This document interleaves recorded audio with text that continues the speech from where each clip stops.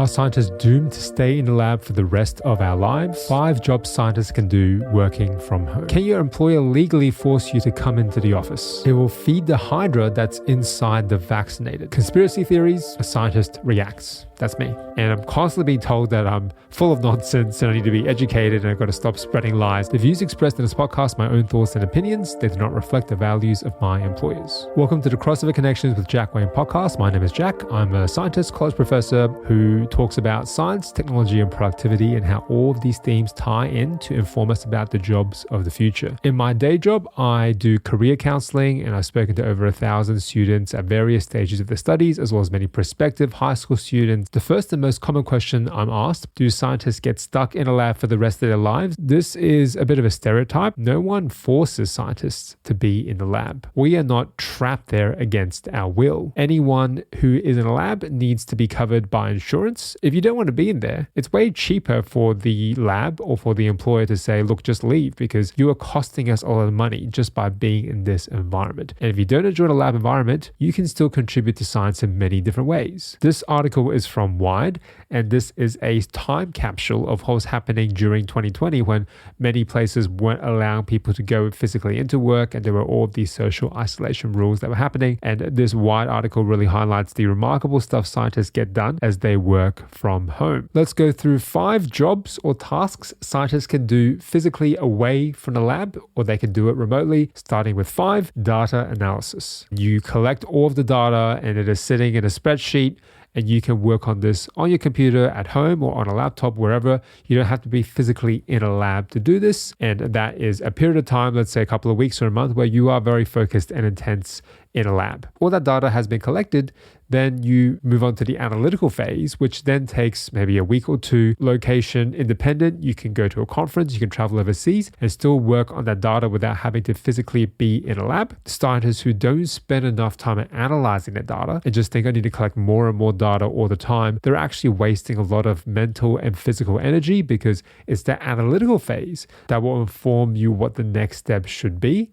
And that is a much more iterative and productive way of working in science. Not linear. It should be lab experiment, look at the data, reevaluate, tweak a few things, try the lab experiment slightly differently again, optimize. So it should be cyclical rather than linear. During the pandemic, during 2020, there were many famous examples of scientists still doing great analysis off-site. For instance, this story highlights scientist Coralie Adams, who was watching her spacecraft approach a rocky asteroid 140 million miles from Earth. They were doing this mission control from home. Number 4, we can write. So much of the scientific pursuit relies upon communicating and disseminating the information to a broader audience. And that is part of the reason I'm doing this podcast, part of the reason I'm doing this video series on YouTube, is to talk about science to the general public, to some mixed results. I have to say, I'm going to touch back on this later on. If you do the experiment, but no one knows the result, you may as well not have done the experiment. During the pandemic, when people were forced to not be physically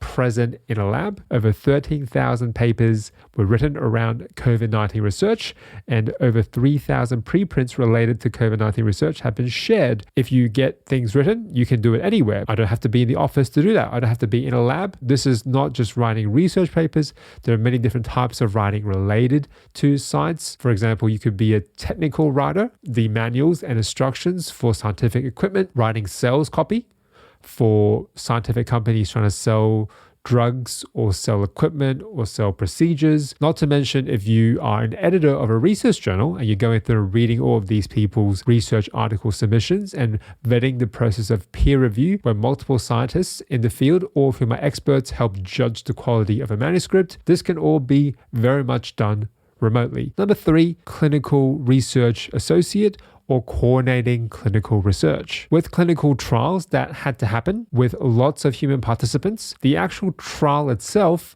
once it's up and running, the patients have all signed up, they know where to go, the drugs have all been ordered, collecting samples and doing the tests is very procedural. It is following a recipe, but to get it to that stage requires months, if not years of planning by people who work in roles called in Australia clinical research associates or clinical trials coordinators. You're doing a lot of administrative coordination, you're doing a lot of paperwork, you're writing ethics applications for animal research, you're also talking to clinicians clinicians, talking to doctors, then talking to hospitals and coordinating with a research group. All of this liaising across multiple sites, different hospitals, different states, different locations, and different labs can all really be most effectively done away from a lab environment, because you need good communication, you need a good computer, you need access to all the files, you need to be able to hop on a Zoom call very quickly to talk to all these different people in different locations. Clinical trials coordinators, they often don't work in a lab full time. They may be 2 or 3 days in a lab, and the rest of the time they're trying to manage all of this paperwork, because once that clinical trial is ready to go and you've recruited all of these participants, could be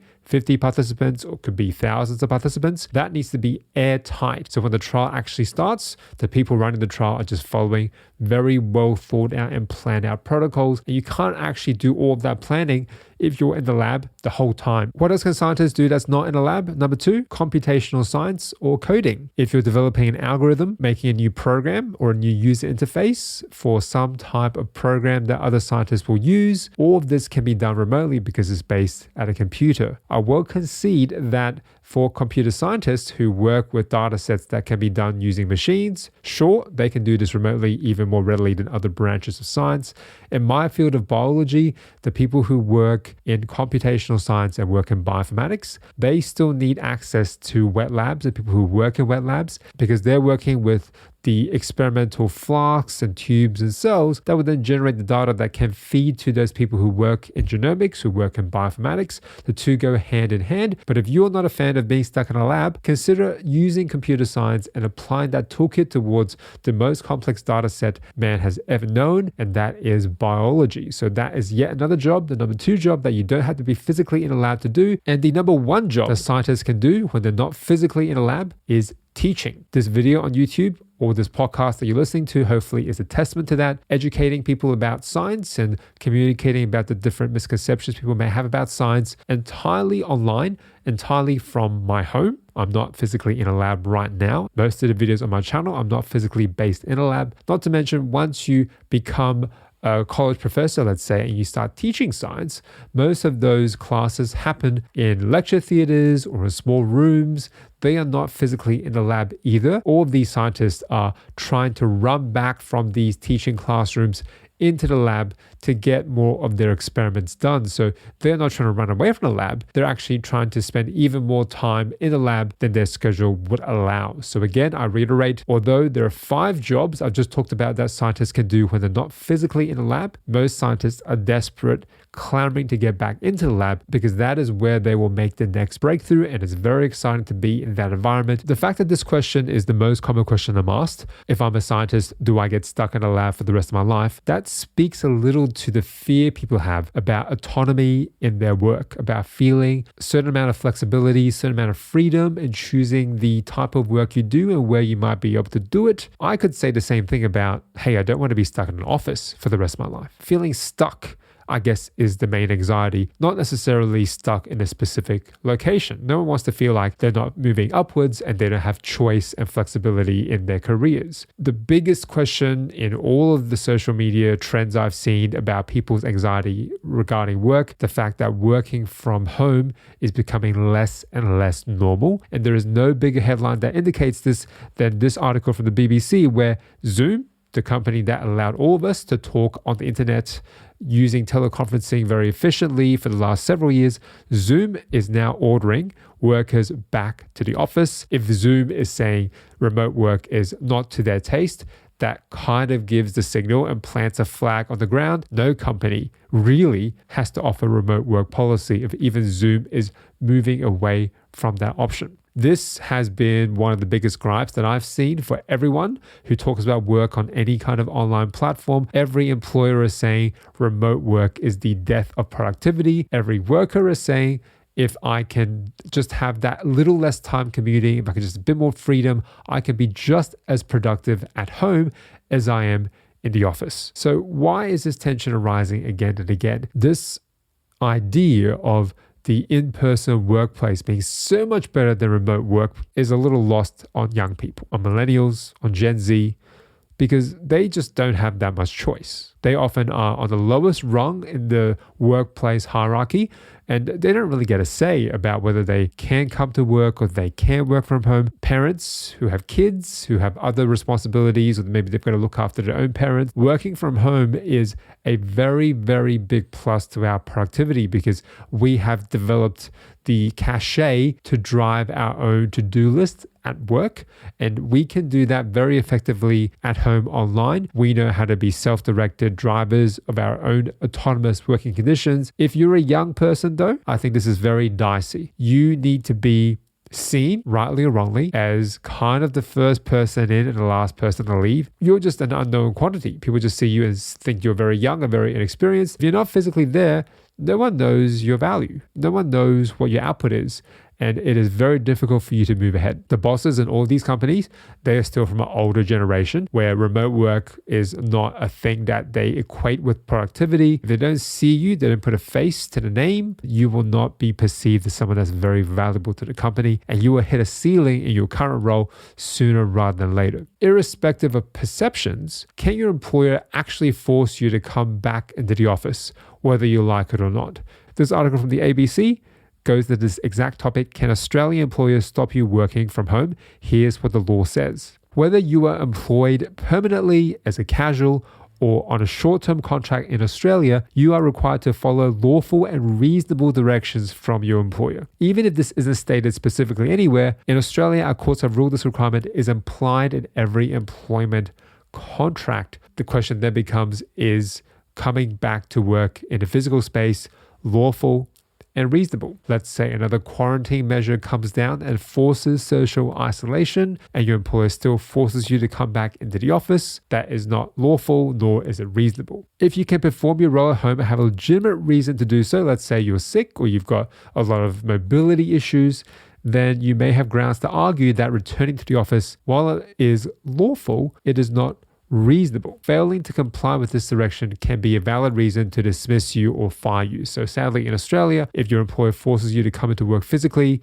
you have to comply with that direction. So that is not a very satisfying response. If you're a new graduate looking for work, you're finding out that the employer has all the power in these arrangements and flexibility is just a bit of a myth. And this is exacerbated by the fact that the cost of living, certainly in Australia, is going up and up. So amidst all of this financial pressure, amidst all of this lack of power in negotiating different working arrangements, it comes back to being good enough at your job to leverage and negotiate the right type of role in the right type of environment for yourself. And it comes back to good old communication skills at the end of the day. This is the skill set that will help you leverage and negotiate the next role up that hierarchy, where eventually you get to decide what kind of job you do and where you do it. So we're going to cover two types of communication skills you can develop, both for face-to-face jobs as well as for working remotely. Let's start with the classic returning to face-to-face work, and that is doing well in a job interview. And this article is from CNBC, which is a really good resource. This is the best answer I've ever received to tell me about yourself after 20 years of interviewing. The first question in many of these job interviews is, tell me about yourself. And that is a wide open question that you can answer in a number of ways. It is also an invitation to really put as much into that answer as possible, as opposed to making it very vague and open-ended. This article comes from a recruiter who worked in the world's largest executive search firm, who's conducted thousands of interviews over the past 20 years. And the best and most memorable answer this person has ever received to the question, tell me about yourself. I've climbed the highest mountains on every continent, including Everest. Not everyone is going to have to climb Mount Everest to land the most basic of entry-level positions. But that answer does reveal a little something about the approach of these search firms in trying to find applicants that stand out, because you will have to stand out if you've agreed to come in for an interview, assuming that it's not an interview conducted by AI. This is a real face-to-face, in-person way of making an impression. To reveal something personal about you that doesn't necessarily fit so well on a CV. Intangibles, these soft skills. Too many people respond to tell me about yourself by reciting their resume. This candidate shows something beyond what is on the page. That is the chance of the face-to-face interview. Everything you're saying is already on the CV. Why just repeat it without more context? The Mount Everest example doesn't just show that they are a risk taker or they like climbing mountains. It revealed that they were adventurous, curious, goal-orientated, and disciplined, and also had the ability to apply lessons learned from past experiences to new challenges. The follow-up question is another part of the interview that throws a lot of people off. There's the first question, which you might expect, but there's a follow-up based on your answer. You have to explain a little bit more about why you answered the question the way you did. So I always like to prepare for interviews with 2 tiers. The first tier is the question that sets up the follow-up, and you already have a follow-up answer ready to go. If your response to the first question is a dead end or is a yes, no kind of answer, you won't be able to predict what the follow-up question the interviewer asks is going to be. The follow-up question to tell me about yourself and, I climbed Mount Everest and the highest mountains in the world. The first thought that ran through your head upon reaching the summit of Mount Everest. This is a bit of a tricky question because you could show off and be a bit of egotistical narcissist there and say, well, look, no one else has done it. I'm the best. She laughed and said, how the heck am I going to get down? And it showed her ability to engage with others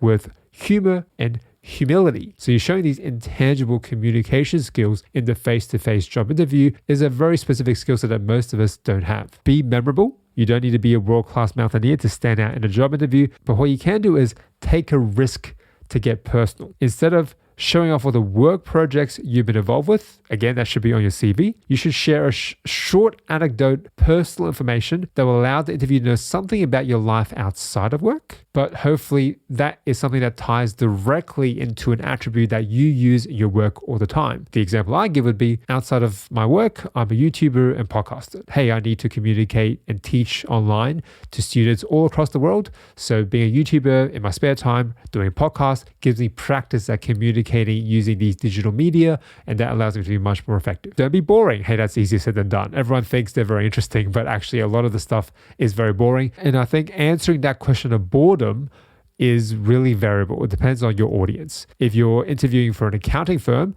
that's a very different audience than interviewing for a creative ad agency. Their tolerance for the mundane, let's say, is very different in those different fields. So I think the key to overcome that hurdle of boredom is 2 things. You have to show your purpose and passion, and to be able to answer the question indirectly, why do you get up every morning? Not only does it have to demonstrate your purpose and passion, you have to be authentic. Don't tell the employees the answer you think they want to hear. Be authentic to you. You have to have that purpose and have that passion. It may not be your dream job forever, but you know exactly why you're applying for this job at this point in time. And that in itself shows you're self-aware, another really important soft skill when applying for jobs. The other skill that is also communication related, that is not tied to a face-to-face interview, is highlighted in the next article, and it talks about the idea of a digital visual resume. All of those months and years spent working from home are not in vain. Hopefully you spend that time developing technology skills that allow you to present information in different visual media. So that skill set translates into the job hunt as well. Most CVs, it is much of a muchness. It is a list of your qualifications, a list of your previous work,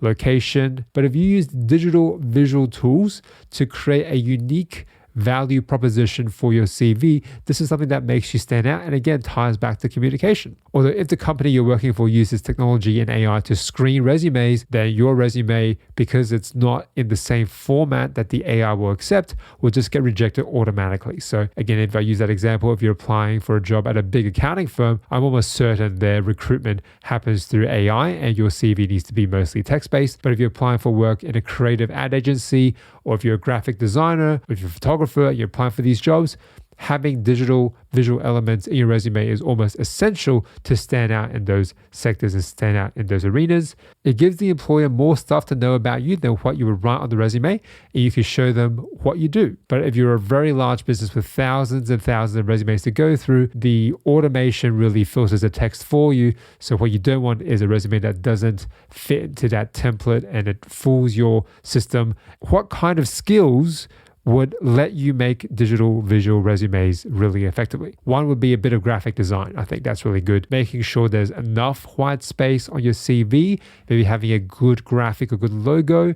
All of that is very easy to find on YouTube. You can really do that in PowerPoint very effectively. The baked in shapes and animations in PowerPoint look way slicker these days. 10 years ago, if you're using the standard stock Microsoft Office tools, you look like a kid playing with Microsoft Paint. Now, even the basic templates, they look relatively sophisticated. If you want to go out and make a full video, I think the key with the video is not so much the camera you're using, it is how much editing you've done for that video. So learn the editing program before you learn how to film anything other than your phone. The phone is actually a very powerful camera. If you've bought a phone in the last 3 years, the video camera on that phone is likely to be better than any camera that you can buy for under $1,000. The quality of the footage will look pretty similar.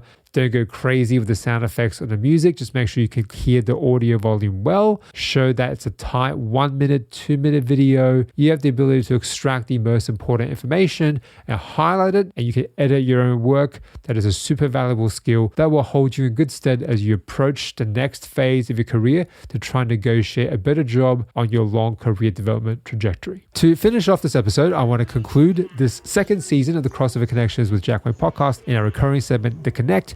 But in particular, I'm going to look at comments revolving around your conspiracy theories. I'm very grateful to all of you who take the time to leave comments, even if they are really quite crazy. The first couple are around my episode about lab-grown meat at user-XC8NT6IZ7Y. I'm not sure if you're a bot. The new meaning of canned goods has struck an all-time low. This product is not fit for human consumption. Some animals won't eat it. Flies, mosquitoes won't eat it. Dogs or cats will make it so bad. No one in Washington is eating it. No one in the Senate is eating it. No one in Congress is eating it. Start looking around you. No flies at McDonald's. No flies at Burger King. No flies at Captain D's. Do you see stray animals hanging around these places? Something is real wrong with this picture. This is a really full-on answer. I'm not sure it's a conspiracy theory necessarily, but certainly leaning that way a little bit. Is lab-grown meat not even fit for flies in McDonald's? Most McDonald's are actually pretty clean. This is a bit of a myth because the people who are making lab-grown meat, they let people taste it and it tastes pretty normal. It still tasted like chicken. It looked white. If you were to give it to people in a burger, you didn't tell them it was lab-grown meat, I think most people wouldn't be able to tell the difference. The long-term effects of this category of meat is not known because it just hasn't been around for long enough. When you break it down at the molecular level, it is just amino acids, and we have amino acids in all of our bodies. So safety isn't so much my concern. If you really want to push on the fact that it may not be so safe, there are so many things in the world that aren't safe that people are perfectly willing to try every single day. There are many other types of processed meats that we can buy infused with chemicals to preserve it for the long run. Red meat has a very strong correlation with heart disease, but people eat red meat every single day. They have no problem with it, but we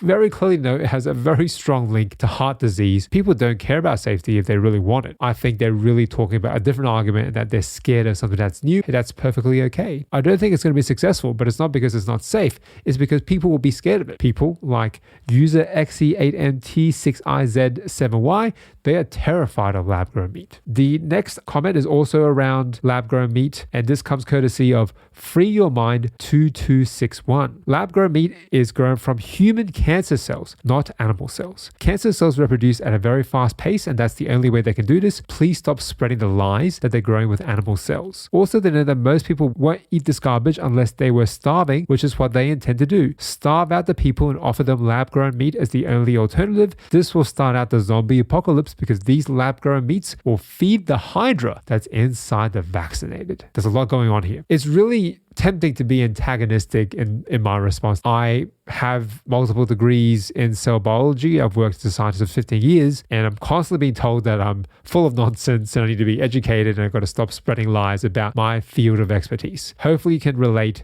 especially if you're a scientist. This is somewhat frustrating, but we do have to humble ourselves and realize that most people have no idea what goes into scientific training. It is a black box. It is very hard to explain how you learn about science and become a scientist. So we can't hold that against the general public. Cancer cells reproduce at a very fast pace. That's the only way they can make lab-grown meat. That's true, cancer cells grow at a very fast pace, but any cell can grow at a fast pace if you provide them the right growth conditions, you give them the right growth factors, the right nutrients. We can literally reprogram cells to grow very, very fast. So this is a bit of a myth. People won't eat this garbage unless they're starving. Well, again, as I said, it tastes very similar to other meat, but people are scared of it because it's new. Whether people will be starving before they offer them lab-grown meat is not an economic model that works, because lab-grown meat is way more expensive than animals. It is way, way more expensive currently. The fact that they're going to starve people and then give them a much more expensive meat to eat, that just doesn't make any sense. No one's going to make money from that model. This will start out the zombie apocalypse, because these lab-grown meats will feed the hydra that's inside the vaccinated. There is no biological agent that can reanimate the dead. Once the brain signal dies, it is dead for good. You can't reanimate the dead. The Hydra, that's the vaccinated, is that a reference to Captain America? I'm a fan of those movies from Marvel. There is no Hydra that's hiding inside the vaccinated. The vaccine is usually just a part of the germ that is designed to teach your body how to protect itself next time it comes into contact with that germ. People think that there are microchips inside vaccines that once they eject it, the government can start controlling you through these vaccine mandate programs. A vaccine and jab it into your arm. The gauge of that needle is smaller than the smallest microchip that man has discovered up to this point. Physically, it is not possible to insert a microchip using the needle that you get for a vaccine. This is all very unlikely. I'm not sure if this is a mistake, but I really do try and respond to every comment on the channel because I think it's a great exercise for me to develop science communication skills. There is a point of diminishing returns in engaging with conspiracy theories, but I do like to thank the user FreeYourMind2261 for taking the time to engage with these videos. The last conspiracy theory comes from my last episode, Deadly Mushrooms and the 5 most deadly poisons in the world. It comes courtesy of a user, someone in the comments, saying no one has the ability to discern an edible mushroom from a toxic mushroom is just incorrect. Plenty of cultures forage mushrooms safely, but we live in a mycophobic culture where mushrooms have been demonized. Mushrooms are amazing organisms and can be highly beneficial to humans. Reishi and cordyceps, for example. I agree with this comment in many respects, and I did respond to this user multiple times. Of course, people have the ability to discern an edible mushroom from a poisonous mushroom. Otherwise, how do these mushrooms appear in the supermarket for any of us to buy? The question is going to be how you discern it. Is it just visually, or is it by running lab tests? Because running lab tests is the only definitive and reproducible way of telling apart a poisonous mushroom from an edible mushroom that's very innocuous. The visual test that you do, even the world's foremost experts on a bad day won't be able to tell that apart, and that is a huge risk. The reward for getting that decision right is a more delicious meal. The risk of that is you literally die. So I don't think the risk reward ratio is in the right direction. Definitely mushrooms can have healthy benefits for us. And yes, there are cultures that forage mushrooms safely, especially if they live in parts of the world where the dangerous mushrooms are not enriched and there are more edible mushrooms available. But in Australia, in Victoria, the death cap mushroom is so common and looks so similar to other types of edible mushrooms that the general health advice has to be it is not worth the risk for normal people, for everyday people to go out there and pick their own mushrooms. I'm a microbiologist, so I work with people who work with fungi. These are mycology experts. They look at fungi all the time. Even they do not go out collecting mushrooms in the wild. They buy them from the supermarket. It is just not reliable enough to visual test. By all means, go for it if you want to take the gamble, but I am very conservative. I don't want to take that risk. I think that's enough conspiracy theories for one episode and for the whole season. I don't know if you enjoyed the weekly release schedule, so some feedback via the comments below would be absolutely wonderful. Thank you for listening and watching. My name is Jack. See you next time around.